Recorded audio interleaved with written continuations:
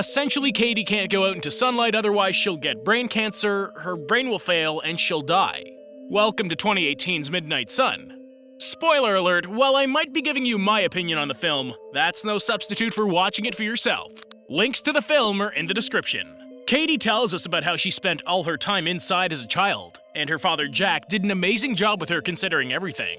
Children were cruel, but that's to be expected when you're young. Not everyone was afraid of her though.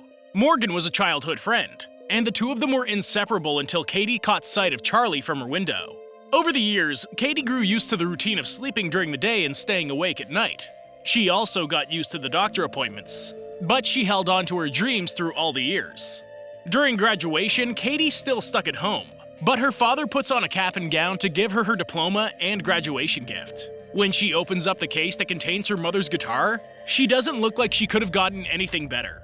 I don't even care about the romance that this movie's about. Can we get a story about the dad raising her and homeschooling her? I feel like that would have been a way more touching story than whatever we're about to see.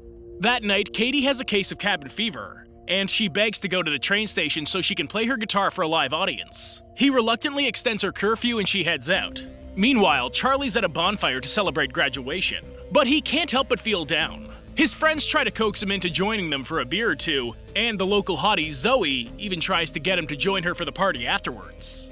Charlie casually blows them all off, and we find out that an injury caused him to give up his full ride to Berkeley, so he's not too happy that he's stuck in town instead of going to the Ivy League.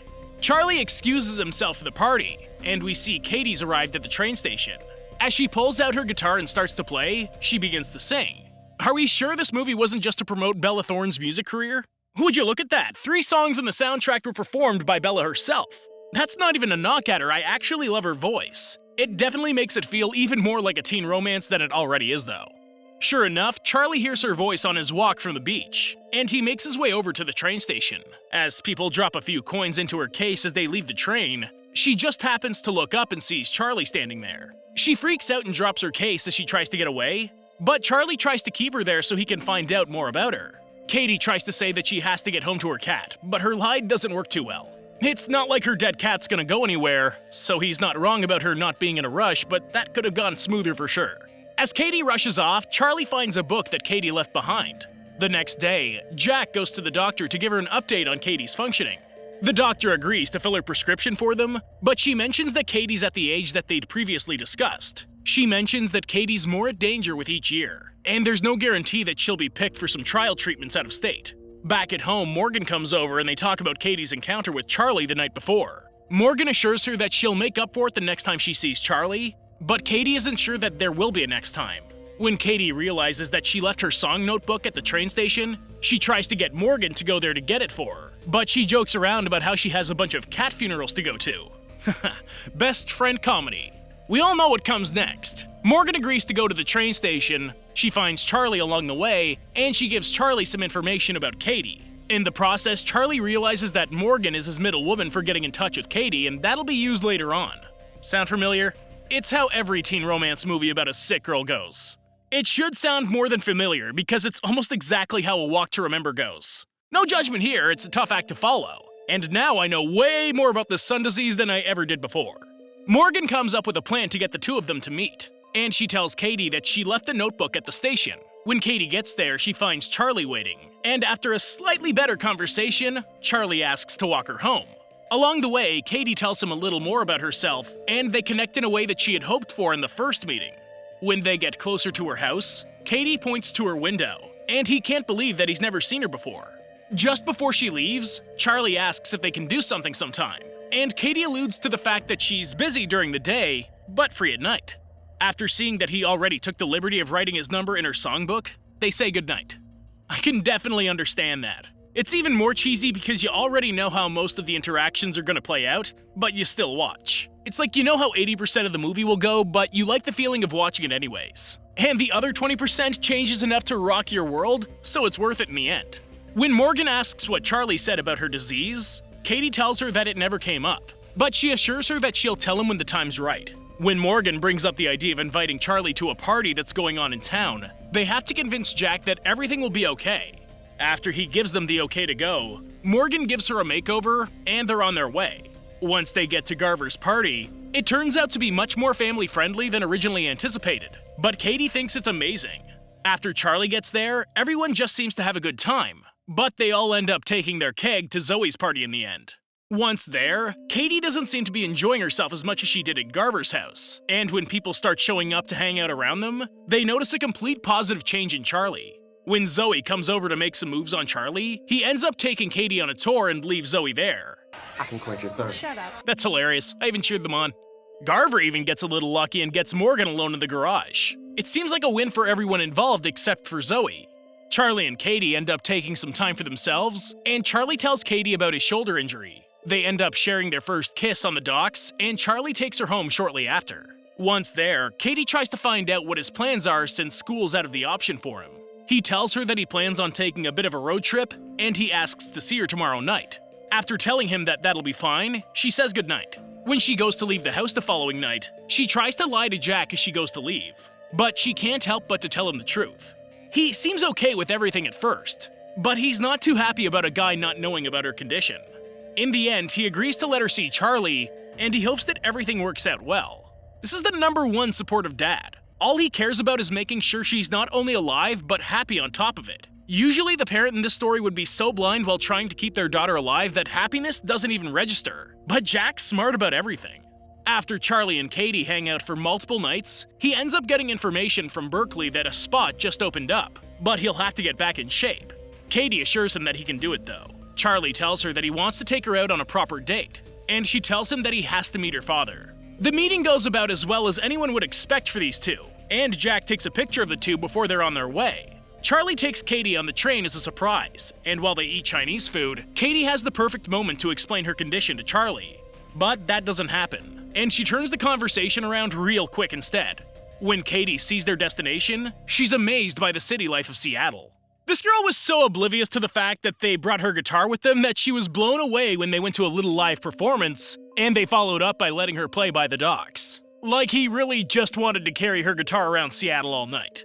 After Charlie finally talks her into giving him a little live concert of her own, more and more people show up to listen to her play and sing. By the end of the song, a nice little crowd's gathered, and Katie finishes off her amazing night with a round of applause. After they take the train back into their town, they walk the pier, and Katie tries to convince Charlie to go swimming in the water with her. Keep in mind that these are the freezing waters of Washington State. I think Charlie would swim across the Bering Strait if she was standing on the other coast like that. After they lie on the beach and they hold each other, Charlie asks her if she's ready for the most beautiful sunrise she's ever seen. And the gravity of that sentence hits her suddenly. Yeah, I knew disaster was coming sooner or later, but for some reason I wasn't expecting it to be so nonchalant like that. The second she realizes what time it is, she makes him speed drive her home, and she runs right through the sun to get inside. At the same time, Jack and Morgan, who had been out looking for her all morning, pull up, and Morgan tells Charlie about how Katie will die in the sunlight. Way to traumatize that boy for life. This probably scars him from ever being romantic in his life again. Later on, Jack, Morgan, and Katie head to the special hospital where Katie goes for testing. They won't know anything for sure until test results come back. But until then, they have no idea. If this was the triggering event, that means the end is in sight. When they get back home, Morgan tries to get Katie to answer Charlie, but she refuses to be the one that hurts him if this goes south. After Morgan deletes the messages, Katie notices that she's starting to seize in her fingers, and she starts to put 2 and 2 together. Soon, the doctor makes a house call to Jack to give him the results. Katie's brain has started to seize, and this is the beginning of the end. Jack can't grasp that no matter how much he had done right to make sure she had got to this point, that it's just gone like that now. The doctor assures Jack that he's done everything he can and that Katie adores him. When he asks how long they have, she simply tells him that she's not sure. As everyone tries to live life as normally as possible, Katie ends up setting up a dating profile for Jack. But Jack isn't too keen about it. I think when your dying daughter's telling you to live your own life and she's not even dead, that hits a whole different way. It's one of those times that we all know he deserves to be happy, but no one wants to give up on Katie. When they go to sit down for dinner and the baseball game, the doorbell rings, and Katie goes to get it. When she sees that Charlie's there with Chinese food, she closes the door in his face immediately. Jack explains that he called Charlie, and he wants her to enjoy what life she has left. When she goes to confront Charlie, he explains that this is something that she should have told him, and she agrees. She tries to push him away, but Charlie just doesn't give up. After she agrees to be with him for as long as possible, we see that she goes to Charlie's swim meet to support him, and he actually ends up winning. After the meet, Charlie's parents congratulate him, and Charlie goes to thank Jack for bringing Katie. Do you see how this could have turned out if Katie had just told him at any point in the past? I'm not saying she should have told him from the beginning, but that time on the train would have been perfect for sure. The following night, Charlie takes Katie to a recording session, and Katie tries to leave. When she explains that she can't play anymore, Charlie convinces her to just sing instead. Katie hops into the recording room and she sings Charlie's song. As their lives continue through the summer, everyone seems to know that they're enjoying borrowed time, and they make the most of what's left. When Katie finally tells Charlie that she loves him, he says it back with no hesitation at all, and he goes home to upload the video of her singing in the studio. The next day, Charlie heads out to wash the boat that he's been washing for the summer, and Katie tries to convince Jack to let her go with him. She wants to go sailing since this will be her last chance. God, this is depressing. It's like a walking funeral. I feel like Katie's going to go sailing with Charlie and she's never going to make it back. I literally yelled at the TV when she took her cover off in the sunlight. Just because the end is coming doesn't mean you need to go make it go faster. Jack and Morgan stand on the dock waving like it's the last time. Are we really trusting Charlie, the high school grad with the responsibility of being at sea with his dying girlfriend? This is about to be the most traumatizing moment in his life, and they just let him sail off into the sunset, which is the reason she's dying in the first place. Seeing how the next scene Charlie's sulking on a riverbed, Morgan crying at work, and Jack looking over pictures of Katie, I'm going to assume that she didn't make it. And we've hopped from the walking funeral to scattering her ashes. This is a hard-hitting ending that I'm very happy with, and they did a very good job with it. As Jack scatters Katie's ashes, the three of them seem to say their own goodbyes. Later on, Charlie comes over to see Jack, and he glances up to Katie's old window on his way to the door. When he goes to say goodbye to Jack, Jack tells him about how Katie had reached out to Berkeley for him, and he goes to get Katie's notebook. When he gives it to him, Charlie apologizes for keeping Katie out so late the morning that the sun happened. After Jack assures him that it isn't his fault, he thanks Charlie for making her last days the best of her life. As Charlie rides off to Berkeley, Katie comes on the radio, and he drives off to Charlie's song playing on the radio. Charlie comes to a stop at an overlook where he reads what Katie wrote for Charlie.